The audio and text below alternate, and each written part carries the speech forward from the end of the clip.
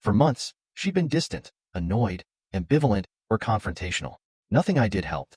The few good times we had were with friends, who provided a distraction from our miserable lives. My name is Mark Anderson, and she's my wife, Lisa, at least for now. I've already spoken to a divorce attorney. 26 years of marriage ends not with a bang but with a whimper. I'll tell my son and daughters this weekend. I don't know where we went wrong. Most of our marriage was good. Not great, but good. Our children, Sam, Julia, and Rachel, are healthy and well settled. 2 are still in college, and 1 graduated 6 months ago, possibly triggering our issues.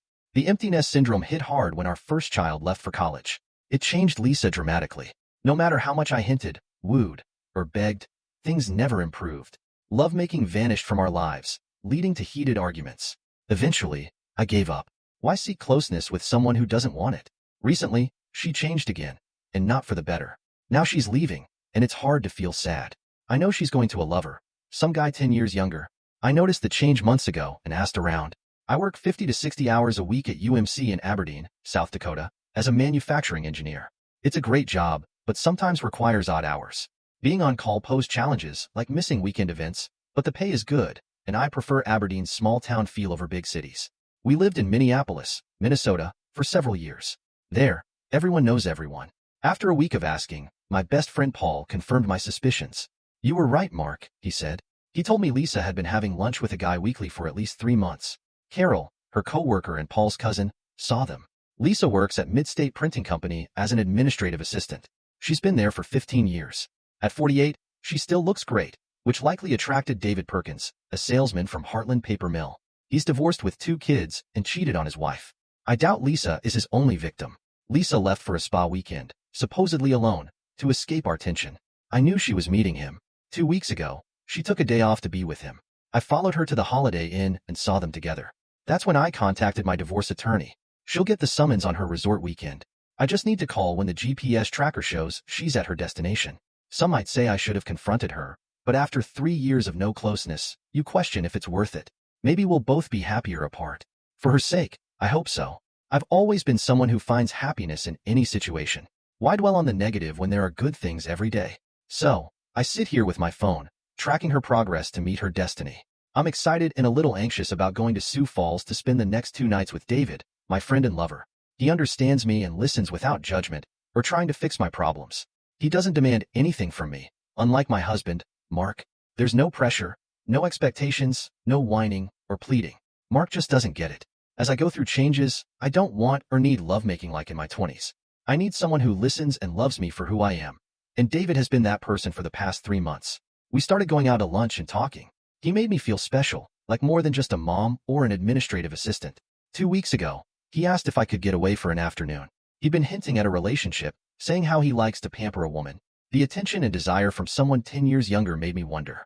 I agreed to take Thursday off, and he booked a room at the Holiday Inn. I was nervous, but knew he cared about me. When I arrived, we talked for a while. He complimented me, saying, "Lisa, you always look so good. I don't know how your boss gets any work done." I blushed and giggled. Then he kissed me, something Mark hadn't done in years. Minutes later, we were on the bed. I wanted to get home before Mark, so I showered and dressed quickly. "Do you think we could go away for the weekend?" David asked. "I can rent a riverside in near Sioux Falls. We can enjoy the view, nature, and each other. The fall leaves are peaking." "That sounds nice, but I don't know what to tell my husband," I said, thinking about our deteriorating relationship. "Tell him you're going on a spa weekend. Is he really such a horrible person that he would deny you a little vacation?" "I don't know if he'd even notice," I said, thinking about how disconnected we'd become. "Okay, I'll schedule it for 2 weeks, starting this Friday." "That sounds great, David. I love spending time with you," I said. "And I love spending time with you," he replied. I left, thinking we'd be together again in a couple of weeks. I drove home and arrived at the usual time. Mark wasn't there. He always works late. I felt a little guilty walking through the door. This was our shared home. I saw a family picture over the fireplace and our wedding photo on the mantel.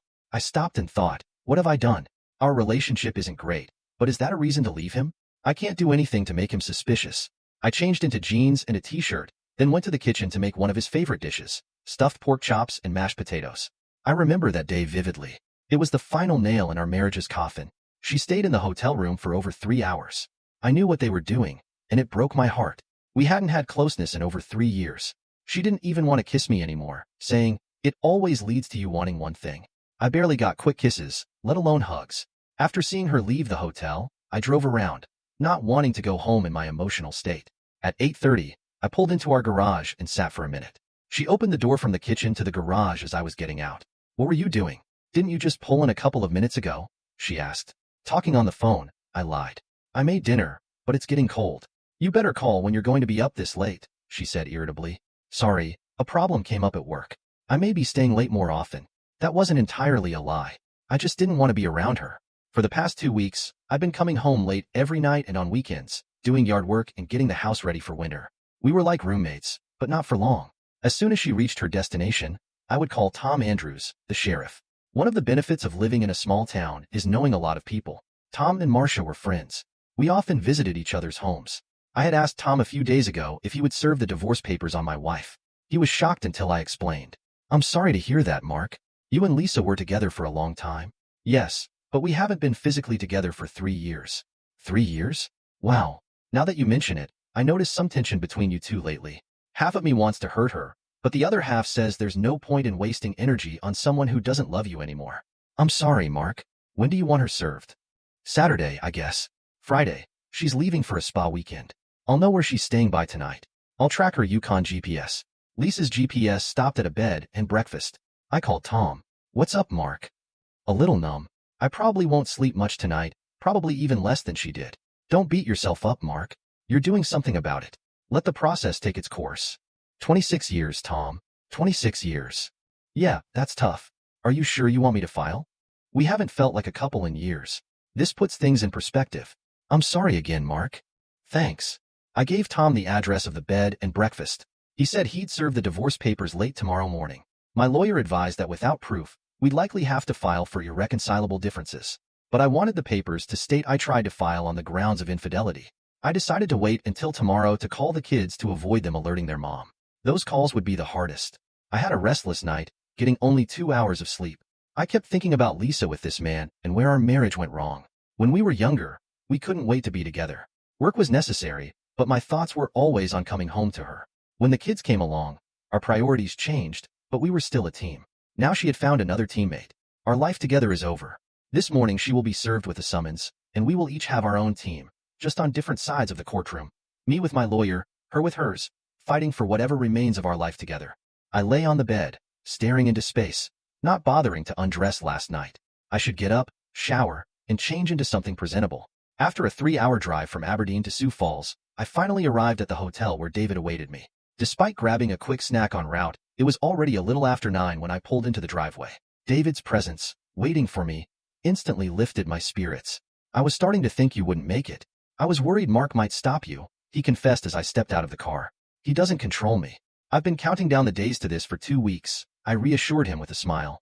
David suggested we socialize at the newly opened ice cream parlor before retrieving my belongings from the car, an idea I enthusiastically agreed to. Unlike my relationship with Mark, David desired more than just physical closeness. His gestures and attentiveness conveyed a deeper connection. Our stay at the bed and breakfast was delightful, with picturesque views of the river from our room, especially enchanting in the fall light. The following morning, I awoke beside David, feeling rejuvenated after a restful night's sleep. Glancing at the clock, I realized we had missed breakfast. "David, we should get up. Breakfast ends at 9, I reminded him. "Let's skip it and pick up where we left off last night," he suggested with a mischievous grin. "If we're going to do that, I'll need a refresher," I replied coyly. As we indulged in each other's company, memories of my life with Mark flooded my mind. The wedding, raising our children, and upcoming milestones like our son's wedding. But amidst the closeness with David, a sense of guilt gnawed at me. Later, when a sheriff unexpectedly arrived, serving me legal papers, my world was thrown into disarray. Mark was described as broken and unable to communicate. Panic seized me as I frantically tried to reach him, only to be met with silence. Leaving David behind, I hastily departed, desperate to confront Mark and make sense of the situation. Along the journey home, I was stopped for speeding, further adding to my distress. Despite the chaos, my determination to reach Mark remained unwavering. Tom's voice was steady over the phone. "I just called." He confirmed she was with a guy, him undressed on the bed and her in a robe. "Thanks, Tom. I appreciate it," I replied numbly, my mind reeling from the news. "Are you going to be okay?" he asked, his concern palpable even through the phone. "I don't know, Tom. I'll call Mara to come over," I muttered, the weight of the situation pressing down on me. "I just need to be alone," I added, needing space to process everything. "Okay, Talk to you later, he said before we hung up. I turned off my phone and sat in silence, contemplating my marriage and the uncertain future ahead. An hour and a half later, I knew I had to tell the kids. How do I break the news? I wondered aloud. Turning my phone back on, I saw several voicemails from Lisa, which I ignored for now. I dialed Sam, my oldest son. Dad? Sam answered cheerfully. Hey, Sam. How's the new job? I asked, trying to ease into the conversation. Great, Dad. I love designing buildings. I'm glad. Listen, I have some news, I said, my voice trembling slightly. Are you okay? He asked, the concern in his voice mirroring Tom's. Physically, yes. Emotionally, no, I admitted. What do you mean? Sam's tone shifted, sensing the gravity of the situation. Sam, I'm divorcing your mother, I said bluntly. There was stunned silence on the other end. After a moment, he asked, what did she do? He had already guessed the truth. She chose someone else over me, I replied, my voice barely above a whisper. Really? How long has this been going on? He asked, his shock turning into disbelief. I think a few months, I answered, the reality of it settling in deeper. I'm sorry to hear that, Dad, he said softly. Yeah, I'm sorry to tell you, I responded, feeling the weight of my words. What are you going to do? He asked, concern lacing his voice. I filed for divorce this morning, I informed him. My decision final? You don't think you can work it out? He asked hopefully. Sam, if Janie cheated on you, what would you do? I countered. Janie was Sam's steady girlfriend, and he was planning to propose to her on New Year's Eve. I'd throw her out, he said after a moment of thought. Please don't call your sisters. I want to tell them myself, I requested. I won't, Dad. I'll call you tonight to discuss it more, he promised. Thanks, Sam. We'll get through this, I said, trying to reassure both him and myself. Dad, don't hate Mom for this. That's between her and you. She's still your mom, he advised gently. I don't know how much support I can give her, Sam, I admitted, the pain still fresh. I know, but you have to try, he urged. Okay, Dad. She's still my mom. I love her even though I don't like what she did, he said, his voice firm. I understand, Sam. I love her too, but I don't like her anymore, I confessed. I'm sorry, Dad. You don't deserve this, he said softly. Take care of yourself, son, I told him, the conversation drawing to a close. You too, Dad, he replied. Bye, I said, hanging up and staring into space.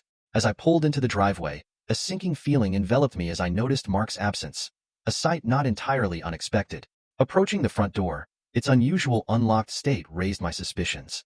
Perhaps Mark was inside, his car safely parked in the garage. However, my call into the empty house echoed back at me, amplifying the emptiness I felt. Surveying the familiar yet now unsettling surroundings, my eyes fell upon the family photo above the fireplace, a testament to happier times. But it was the sight of our wedding picture, shattered glass and Mark's abandoned ring among the wreckage, that brought the harsh reality crashing down upon me. A jarring interruption came in the form of Julia's call. With a heavy heart, I answered, attempting to maintain composure amidst the turmoil. Julia. How are you? I greeted, the facade faltering. Fine. Why? Her response was curt, hinting at the weight of her father's words. Your dad called me, she divulged, her voice carrying the weight of the news. And what did he say? I inquired, bracing for the confirmation of my fears. You're getting a divorce, she stated matter-of-factly. We're not getting a divorce. It's just a misunderstanding, I asserted, though doubt gnawed at the edges of my conviction. The mention of divorce triggered a conversation about counseling, a suggestion I entertained with cautious optimism. Yet, the uncertainty surrounding Mark's whereabouts cast a shadow over any potential resolution. As I searched our room, the disarray mirrored the chaos of my thoughts. Mark's absence spoke volumes, leaving me grappling with the realization that our marriage hung precariously in the balance. In a bid for support, I reached out to Sam and Rachel, their responses varying in degrees of resignation and resentment. Their reluctance to intervene underscored the gravity of the situation, leaving me to confront the stark reality of my fractured family alone. In Julia's room, surrounded by the echoes of unanswered calls and unspoken words, I resigned myself to a sleepless night, clinging to the sliver of hope offered by Julia's tentative suggestion of counseling. I wasn't hungry, but I hadn't eaten all day, so I ordered a pizza. I thought about what Rachel had said. We hadn't been close for the last 3 years. Menopause had caused a lot of issues. Her doctor recommended hormone therapy, but she refused. Even after Rachel was born, she didn't want to take birth control, so I used rubber bands. Later, I had a vasectomy to avoid wearing rubbers. When the pizza arrived, I ate while watching TV, though nothing was worth watching. My brain was too distracted. I hadn't slept much in 2 weeks and was depressed. After the adrenaline of the day faded, I slept deeply until 11 Sunday morning. I showered but didn't shave. While eating leftover pizza, I decided to call my kids. They were happy to hear from me and said Lisa wanted me to call her. I decided today was the day. Unless something miraculous happened, I'd proceed with the divorce. I called Lisa, and she answered on the first ring. "Oh, Mark, thanks for calling. I want to apologize," Lisa said. "The kids asked me to call you. What do you need?" I said unemotionally. "I want to talk." "Can we do that?" she asked. "We're talking now, so talk," I replied. "No, I mean face to face. Why don't you come home, and we can sit down and talk," Lisa suggested. "Sure, I need to pick up a few things I left behind," I said, hinting at my feelings. "Can you come over at 2?" she asked, ignoring my comment. "Sure, and your lover will be gone by then?" I added, twisting the knife. "Oh, Mark, I'm sorry, but there's no one else." "I'll see you at 2, Lisa said. I hung up. I wondered if anyone was there now. I decided to check. I drove by the house and saw no cars in the driveway, but maybe he parked in the garage. I parked on a neighboring street and watched for half an hour. No one came or went. She wasn't lying. I went back to the hotel, shaved, dressed in a nice suit, and put on aftershave. Let her see what she threw away. Finally, he called me. He was brief and unemotional, but he would be here at 2. I had to get ready. I decided to make a nice dinner so we could talk over a meal. Then I dressed nicely to show him what he was throwing away. I noticed he parked on the street instead of the driveway. As he walked up, I saw he was dressed well, unlike his usual weekend t-shirt and jeans. I greeted him at the door with a concerned smile. "Why did you park on the street?" "And thanks for coming over," I said nervously. "You're welcome. I wasn't sure if there was anyone parked in the garage who might need to get out," he replied, making me angry. His comment hurt, but I didn't react. I wanted this meeting to go smoothly. Come in. I made dinner. "Everything is ready. Sit at the table," I invited. "I'm here to talk, not eat," Mark stated. "Can't we do both? We can have a nice meal while discussing our problems," I suggested. "No, I'm not hungry. I have somewhere to go after this," he said. I knew he was lying but didn't press it. "Oh, you can't cancel a date?" "Date? Who is she?" I regretted it immediately. "I don't have a date. I don't go on dates when I'm married, unlike someone I know," he shot back, making me realize I had ruined the meeting. "I'm sorry, Mark." My emotions took over. I apologized. "Did they take over Friday night and Saturday too?" he asked pointedly. "Oh my God. I'm so sorry, Mark. Please forgive me," I pleaded. "I don't think that will ever happen," he said. When I said that, her shoulders slumped. She probably thought she was defeated, but I was just getting started. "Well, you asked me to talk. Let's talk." I moved into the living room and sat down in a chair with her sitting across from me on the couch. "Okay, Mark, I'm really sorry," she said. "Are you sorry for what you did, or for getting caught?" I asked, wondering which it was. If I were honest, I'd admit I was sorry for getting caught. If I hadn't been, I would have kept going. But I was also sorry for hurting him. "I'm sorry I hurt you," she decided to say. "That doesn't answer my question, Lisa," I replied. I could see her struggling with the real question. As Mark confronted me with piercing questions, demanding honesty under the threat of severing our relationship forever, I found myself trapped in a web of deceit. The truth spilled out reluctantly, each admission staining the fabric of our marriage irreparably. His accusations cut deep, each word a reminder of the betrayal that had unfolded over months of clandestine meetings and whispered promises. With each revelation, the chasm between us widened. The foundation of trust upon which our marriage once stood crumbling beneath the weight of my indiscretions. Despite my feeble attempts at justification, Mark's resolve remained unyielding, his decision to end our marriage a final blow to the shattered remnants of my hopes and dreams. As Mark's ultimatum echoed through the room, I felt the weight of our shared history bearing down upon me. A history tarnished by lies and regret, yet still tethering me to a love I feared I had irretrievably lost. In the aftermath of our confrontation, the silence of the empty house enveloped me, a stark reminder of the void that now defined my existence. Tears flowed freely as I grappled with the magnitude of my mistakes, the shattered remnants of my life strewn around me like debris in the aftermath of a storm. The ringing phone shattered the stillness, its shrill tone jolting me back to reality. Julia's concerned voice pierced through the haze of my despair, offering a lifeline amidst the chaos of my unraveling world. Her words, laden with disappointment and disbelief, mirrored the tumultuous emotions raging within me as she grappled with the enormity of my actions. I found myself at a loss for words, my shame and remorse too heavy to bear. With each passing moment, the reality of my situation became painfully clear. The consequences of my betrayal were far-reaching, stretching beyond the confines of my fractured marriage to encompass the lives of those I held most dear. Julia's decision to come home to stand by me in my darkest hour was both a testament to her unwavering love and a stark reminder of the magnitude of my failures as a mother and a wife. As I awaited her arrival, The weight of my guilt threatened to consume me, each passing minute a painful reminder of the irreparable damage I had wrought upon my family. In the quiet solitude of my despair, I prayed for redemption, for a chance to make amends, to rebuild what I had destroyed, and to earn back the love and trust one had so callously betrayed. I just talked to Julia. She's coming home from college to try to save this marriage, but it's beyond saving. 3 years of dealing with Lisa's behavior pushed me away, and the fact that she gave another guy what she denied me was the final straw. I don't usually drink, but I felt like hitting the nearest bar. I turned off my phone and left the hotel room, letting them try to find me. I spent a couple of hours sipping beer. I wasn't drunk, but I wasn't in pain either. I set my phone alarm for 6 and listened to my messages. There were a couple from Lisa with the usual apologies, and 2 from Julia, asking to meet tomorrow. I wasn't going to work. I had to meet with a lawyer and handle some banking issues. For now, I was going to sleep it off and hope for no hangover in the morning. The morning brought a bittersweet reminder of the life I once knew. The familiar aroma of bacon mingling with the echoes of laughter and shared moments that now felt like distant memories. With a heavy heart, I faced the daunting task of navigating the wreckage of my fractured marriage. Calling in sick to work felt like a necessary sacrifice, a small gesture in my desperate attempt to salvage what remained of the life I had built with Mark. Despite the exhaustion that weighed heavily upon me, I knew that every moment counted as the battle to win back his trust and love. Reaching out to Rachel and Sam, I left messages filled with a sense of urgency, hoping against hope that they would heed my call for support in this darkest of hours. Yet it was Janie, with her unwavering loyalty and steadfast presence, who offered a glimmer of hope amidst the chaos. As we spoke, her words of encouragement and understanding served as a beacon of light in the midst of my despair, offering a glimpse of a future where redemption and forgiveness were still possible. With her by my side, I dared to believe that perhaps, just perhaps, there was still a chance to mend the shattered pieces of my broken heart and rebuild the life I had lost. After waking up and calling in sick to work, I tackled the day with a sense of purpose. Despite a lingering headache, I managed to handle some important tasks. Opening a separate bank account, settling credit card debts, and arranging funds gave me a semblance of control amidst the chaos. Julia's urgency to meet caught me off guard, her eagerness to intervene in our marital strife tugging at my heartstrings. Over lunch, our conversation delved into the complexities of love and commitment, with Julia offering insights beyond her years. Later, meeting with my lawyer provided a sense of reassurance, though the reality of impending divorce loomed large. The legal implications of Lisa's infidelity weighed heavily on my mind, prompting me to contemplate the road ahead.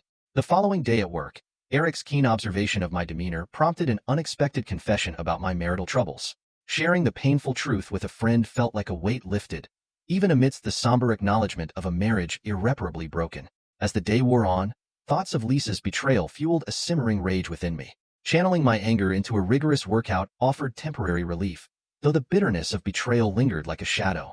Over lunch with Eric, I confided the sordid details of Lisa's affair, the revelation casting a pall over our conversation. Yet amidst the turmoil, I found solace in the simple act of enjoying a meal with a friend, if only for a fleeting moment of respite from the storm raging within. At work, I managed to stay focused despite my swirling emotions. When I returned home to an empty house, the solitude amplified my feelings of loneliness.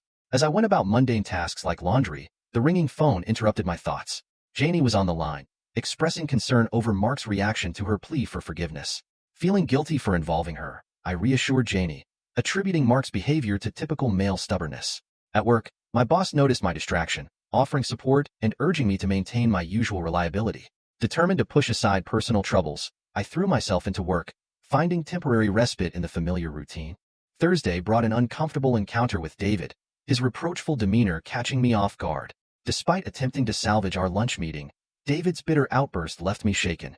Reflecting on the encounter, I resolved to focus solely on work, shutting out distractions and regrets. Rachel's call later that night brought further anguish, her disappointment and condemnation piercing through my defenses. Feeling increasingly isolated and desperate, I grappled with the magnitude of my mistake, the prospect of salvaging my marriage seeming more daunting by the day. Over the weekend, nostalgia gripped me as I reminisced about happier times with my family. With Thanksgiving approaching, I seized the opportunity to reunite my children in hopes of recapturing some semblance of togetherness. With their reluctant agreement and Janie's assistance, I embarked on a mission to orchestrate a memorable dinner, clinging to the hope of rekindling cherished memories amidst the turmoil of my fractured marriage. The kids stopped by after spending time with Lisa. I was glad to see them, but there was tension. I didn't mention their mom. We talked about school and Sam's new job.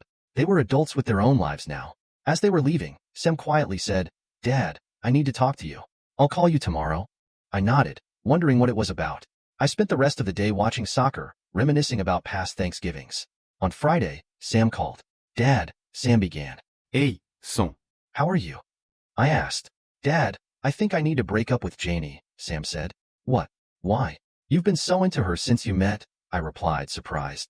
Dad, yesterday's conversation at Mom's about your divorce made me think. Just because you and Mom couldn't last doesn't mean you should give up hope, Sam said, sounding conflicted. Dad, Janie kept saying you should just forgive Mom. She implied that if she cheated on me, I should forgive her too.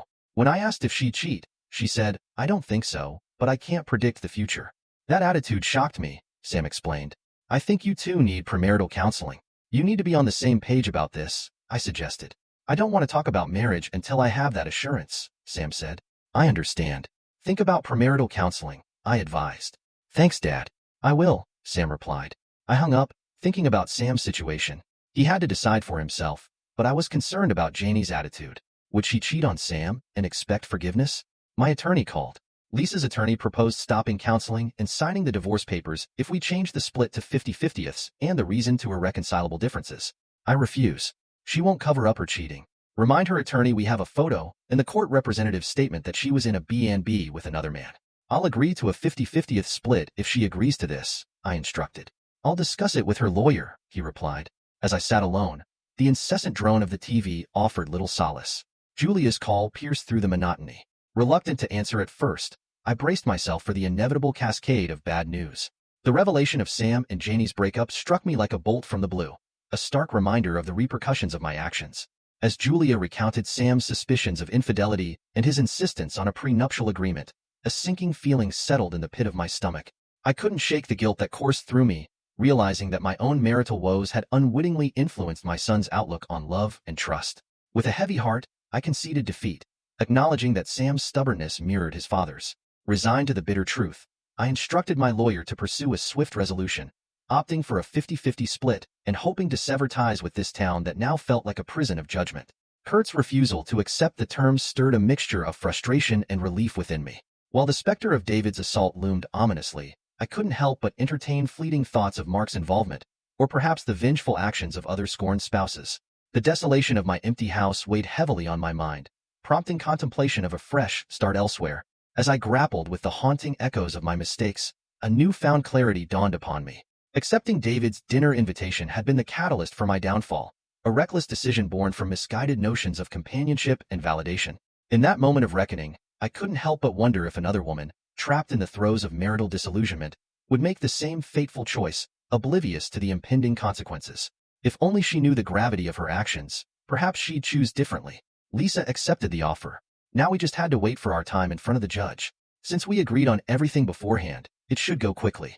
I think about the years we spent together, and I'm still angry about what she did to us. Our whole family will be different now. I wonder if I will ever be able to have a heart-to-heart talk with her.